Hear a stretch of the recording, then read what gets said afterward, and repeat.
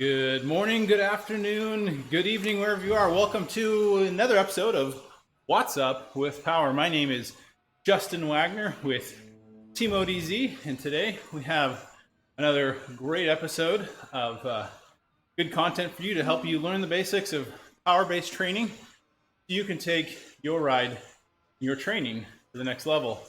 We have a live group ride going on in Zwift. You can see here on the side of the screen. Got just over a minute before that kicks off, so if you want to hop in and join us, feel free to do so. We will be riding together between 1.5 to 1.8 watts per kilo while we watch this live stream and learn from the content we present. So hop in there. I'm going to go ahead and send them a couple messages. We got Kwan on the Facebook live stream. Good morning, Kwan. Here we are live. Live. This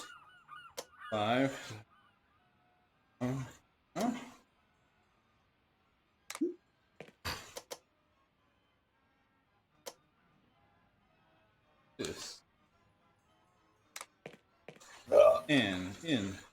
Oh, whoa! Let it out. It's not time to start yet. Informational ride. Not I had a mute. race. Okay. We've got 35 seconds. So the ride starts. We're going to be all of the topics we cover in this ride come from training and racing with the power meter. And so today we'll be going over basically chapter 6 of that book. Like we've also got Martin Walker on live stream and John Moore. Thank you, gentlemen. Happy to see you. We will get this group ride going here. 1 second. Once we roll, I'll type a message and then we'll switch over to the slides.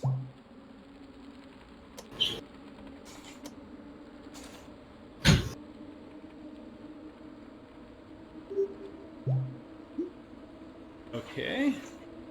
Got that going. I should bring down my power a little bit. We'll get slides on the screen. Okay. I think I'm ready to rock and roll. Today's presentation is going to be on how do we interpret the data and what do we do with it. Hello, Nadia, Asari, and Johan. Welcome to the live stream. Glad to have you guys. We're going to be talking about some data analysis techniques, help you guys get the most out of those charts, graphs. A lot of them can be very confusing, so we're going to go into depth on a few of them today. Hopefully you can get something out of that.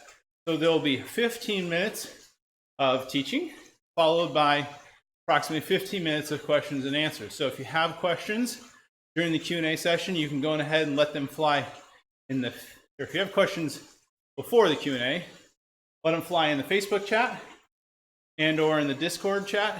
I will watch both places and I will address them as they come up.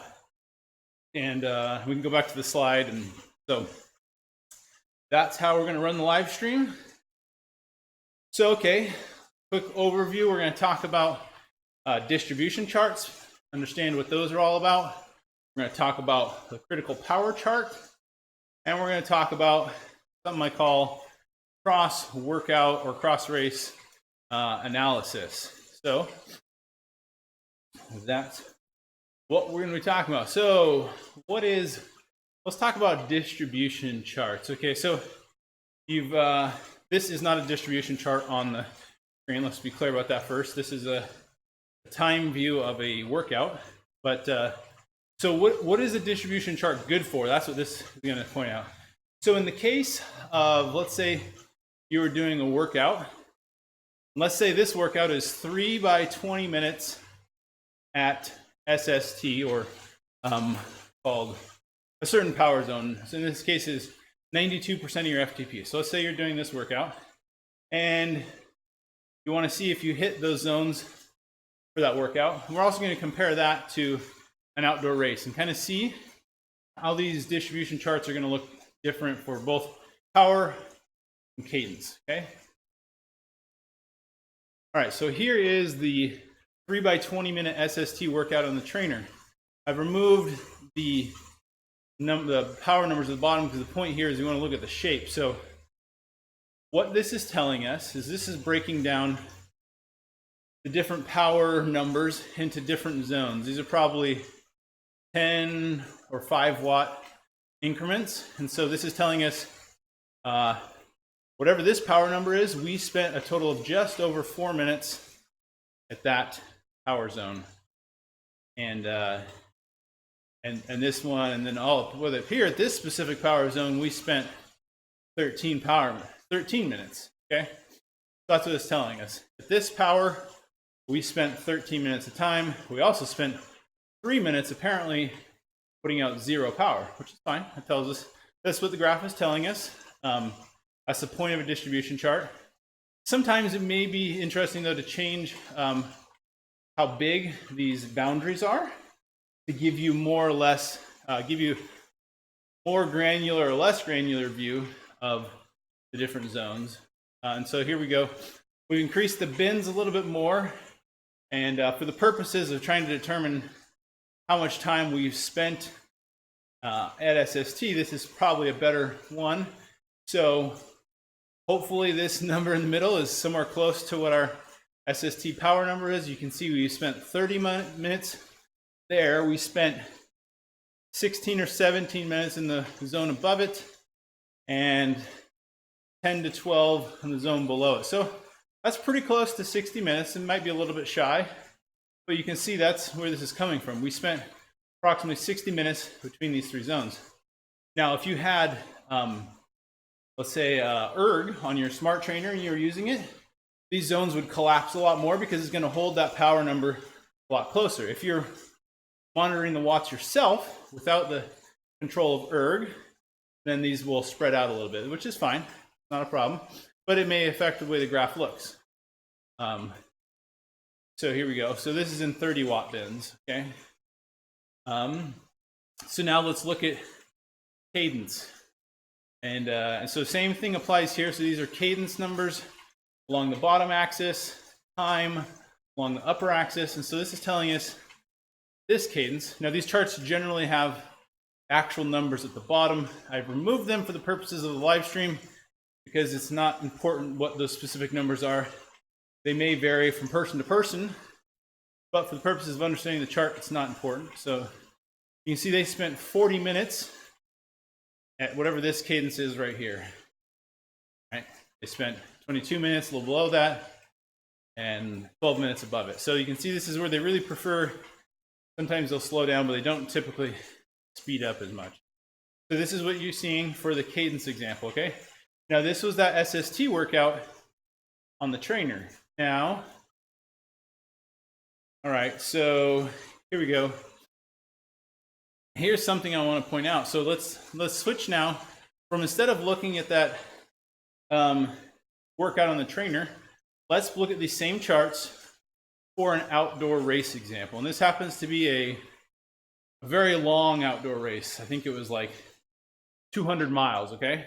So not a crit, not a short road race, but a very long event. And notice where those arrows are pointing out here, that you got big bars at the bottom. Well, that's because drafting, even without pedaling at all, is a real thing in the real world. And you don't get that very often in the trainer. So you notice pretty drastic difference here that we can tell where all that drafting occurs. Is that bad? No, I'd say in a race, if you still perform well and you have that 0 bar for cadence and power extremely high, that's a really good thing. That means you've perfected the art of staying in the pack and drafting without having to put out too much effort. So that's a good thing, right? So, but it's a difference. So here we go. We're gonna have a look at these side by side. We've got on the top, we've got the SST trainer workout. So a shorter, a little over an hour long training workout or a really long outdoor race, and you see the differences, right? Not only does the 0 bar get a lot higher outside, but in this other difference may have more to do with the fact that, for the power at least, that it's a long race. Answer this question in game. Oh, any cadence works for this. Okay. Easy here. All right, so what I want to point out here is see this, how the shape of the power graph changes. This probably has more to do with the fact that here, this workout is all about maximizing time spent at this particular zone for its training benefit. It's like taking medicine, as compared to down below. The point here is don't lose the lead pack, stay in the group, and draft and recover whenever you can. So you can see that makes a whole different, you can tell how that affects the graph. Now, the horizontal scales here differ. There's obviously some sprinting that went on in this outdoor race. It didn't go on in that SST workout. So that will affect how these look. But one thing that's interesting to note is that your cadence, other than having more zero cadence outside, you're probably going to have a very similar cadence profile outside, just because we're going to naturally do the cadence we want. Now, but if we were climbing outside and we didn't have the right gearing, then we'd start to see some differences potentially in the cadence distribution chart. That's what that all means. So, all right, so we've talked a lot about distribution charts, maybe even more than was necessary, but I think this next one is distribution charts are applicable for a lot of things, even not power. But now we're going to talk specifically about a graph that I think is highly relevant in the confines of power-based training. And if you are trying to understand power-based training at all, this is a chart you should understand. And it's called the critical power chart. What is it for? Well, it answers the question, how much power can I hold for 6 minutes? How much power can I hold for 10 minutes? How much power can I hold for 18 minutes? Okay. This is kind of information is very useful when you're trying to find the perfect maximal pacing for a time trial. So let's say your goal for a certain course is to hit 20 minutes. So you would look at this chart and say, okay, if I'm trying to hit 20 minutes, what is a reasonable pacing based on my best performances ever for 20 minutes that I should expect to be able to do? And I'm going to target. And you would use the critical power chart for that, okay? So here's what the chart looks like. I'll leave this up on the screen for a bit as we talk through it. So on the bottom axis, we have time, an increasing duration. You see it goes 1 second, 5 seconds, 15. Now it's, the time scale is logarithmic, which means it's not a fixed spacing. You can see the distance between 1 second and 5 seconds is further than the distance between 2 hours and 3 hours, because we need to look at it logarithmically to have it make a whole lot of sense.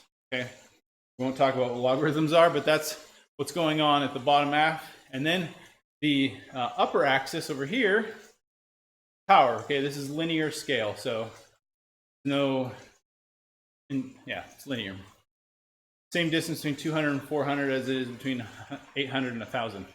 So let's follow the blue line. So if we follow the blue line from 10 minutes down here and find where it intersects with the graph, and then we come all the way over here, we see that number comes out to about 330 watts. So whoever's power curve this is could hold 330 watts for 10 minutes. And then you can see if you go up to 20 minutes, that number is going to drop a little bit, right? But if we go down to 2 minutes, the number is going to go up. But this, and you can see it's not a perfect curve. This dotted line is an approximation, trying to approximate it, but the real data, you can see people are slightly better here than they are there, or could have to do with the fact that let's say they've done a really, really hard 1.5-minute interval, but they haven't done as hard of a 2-minute interval, hence why this little dip here. So they could probably fill out this gap and increase 2-minute interval. You see 2 minutes is almost the same number as 3 minutes.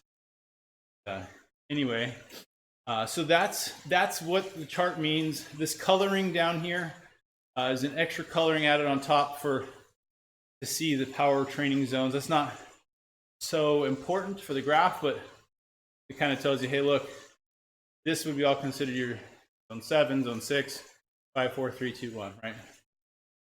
So we won't get into the zones too much, but that is the critical power chart. So that's important. I think if you have any questions about that, we definitely can cover that in the question and answer session. That's a key one to know and understand. Very important when picking workout intervals, when TT pacing, or knowing when to time an effort. Okay, say a sprint at the end of the race, knowing what you can do for how long is important. All right, so now we're going to talk quickly, since I've blabbed a lot about these other ones, about a cross workout or cross race analysis. Okay, so the point here is we want to look, and in this case, I'm going to use a Strava segment with power data and kind of see what can we interpret, how can we use this power data in the real world. Start looking at Strava segments, how have I performed, time, power, heart rate, all these things, how are they going to play out, okay? And sometimes this is useful to see year over year. You're getting better at a hill, or you're putting out more power. Maybe you got fatter, you're putting out more power, maybe you're still not going up it as fast as you used to. So for this purposes, we're going to be talking about, I have a 1.4 mile long climb. I've done it near my house quite a bit, okay? It's an average 7% grade. I do a lot of repeats on it, so that's why it's interesting here. So here is a table of performances that I think are interesting to analyze, okay? So you got my best one apparently here, 741, averaging 413 watts. Third best, 842, 339 watts. And what's really interesting, if you look all the way down at number 31, I averaged 352 watts, but I was like way off the pace, right? So I did more wattage here than I did there. So blue was higher wattage, but it considerably slower. So that doesn't seem to be just wind. That's a big difference, right? And so if we were just looking at times and power, you wouldn't really have any idea what's really going on here, because that doesn't make a whole lot of sense, to be honest. So what can we do? So this is a very cool feature that I really like in Strava, actually. And if I were to have kept my Strava Premium membership, which I didn't recently, this would be the one feature I would keep it for. And this is being able to compare your own performances over time against each other. And so what do we see here? So those are the three colors I highlighted: black, purple, and blue. And this is the distance along the lower axis, and then how far away these pink and green colors get from the black line, say how far behind they were of my PR at certain distances. And what you can see is very interesting right here where the arrow's pointing. Apparently, on that particular effort, I sat up, right? Something happened and just ate 2 minutes or more than 2 minutes in that one sit up, okay? And then hammered it again. So must have been, I'm not sure what exactly happened there. I haven't looked specifically, but this is the kind of thing where you can see that power doesn't always tell the whole story. Because, well, in this case, you drilled the average power. Maybe in this case, it's not considering zeros in its average power calculation. Maybe I was just literally sitting there 2 minutes, or who knows what. But point is, all these things come into play to kind of tell how did that best effort come into be? Now, obviously, putting out more power is generally a good thing, but it could have been really windy. And you may notice here, you'll see that, hey, even though I put out way more power, I still didn't get faster because winds could have been a major factor that day. Now, obviously, this chart isn't going to show wind. I'm sure it'd be awesome if we could integrate something like windsock.com, or there's a website that looks to do that. But anyway, it's beyond the scope of what I got prepared today for that. But so that's really interesting. You could also, if you had your historical weight data, it might be interesting to start adding into this kind of analysis how much you weighed at the time. That could be a major factor for these climbs. Maybe the bike you rode, okay? And just see how you performed over time. Now, it's clear between this pink and black how the minute was shaved off. Just more power, right? Faster. Maybe there was wind differences between second and first, who knows? So these are all interesting things to consider. So some of the other topics covered in the book that we did not get around to, but if you wanted to look into, I think maybe worth, they talk about quantifying the concept of a match, okay? So you hear this a lot in cycling. Oh, he really burned a match, or he doesn't have any more matches in his match book, right? Or he's done, okay? What does that mean? Okay, so they've attempted to quantify that. Also, there's a good discussion on when doing repeated intervals, what the shape of those intervals looks like, and how to interpret what that may mean for your ability to repeat more intervals, or if you should quit, or where you're at, or just, that's another analysis is in the book. I think it may be worth looking into. So with that, we are to the question and answer session of the feed. If you have questions, I'm here. We're gonna switch to seeing the whole game. Go ahead and let the questions fly. Greg, don't die, Greg, as you fall off your bike. Go ahead and mute Greg. Okay. I don't think he knows his microphone's on. So if you have questions, happy to address them. I do want to point out that Training Peaks is a good sponsor of the show. We talk a lot about their products and services. They offer great services. There are free alternatives. Those are also good. And free to use whichever one you do want. Now, they do offer a discount code for viewers of the show. If you missed out on the 25% Black Friday Cyber Monday deal they ran, you can still get 20% off using the discount code ODZ20. So ODZ20 will get you 20% off Training Peaks premium services. So that's something you've been going back and forth on whether or not to get. You see the value, you may want to do it, you're not sure. That may help you out. But we're very happy to have them as sponsors of the show, of the team. Great software. Use a lot of this. A lot of these analyses are actually built in directly to the tools. I think they've specifically got something in WKO4 that's similar to this cross workout analysis that I just did on screen. I haven't played with it, I'll be honest, but you mentioned that something's there. So, yeah. With that, don't got any questions coming up on the feed. That's fine. We don't have to have questions. Perfectly cool. I'm gonna go ahead and just bring down the feed then. Thank you guys all for coming. We're here every Wednesday at 6:30 a.m. Pacific, 9:30 a.m. Eastern.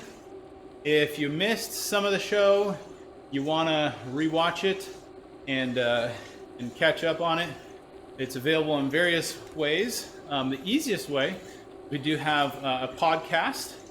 You search your favorite podcast store app and search for The Endurance Lab. You will find it, and we have This comes out in a podcast for you to listen to, also in the feed zone, chat and chill. And when the endurance labs are going, they also have their coach's corner broadcast that goes into there. So check that out. Also, it's available for replay here on the Facebook channel, as well as if you're watching on YouTube, it'll be archived on YouTube as well for replay there. Also on our Mixer and Twitch feeds. So with that, I'm going to say thank you all for coming. Hope you've enjoyed the presentation. I've enjoyed giving it to you. And if you have any feedback, let us know. Any topics you'd like to hear on the show as well, we'd love to hear it. So, that being said, I'll sign off and say have a wonderful Wednesday. See you next time.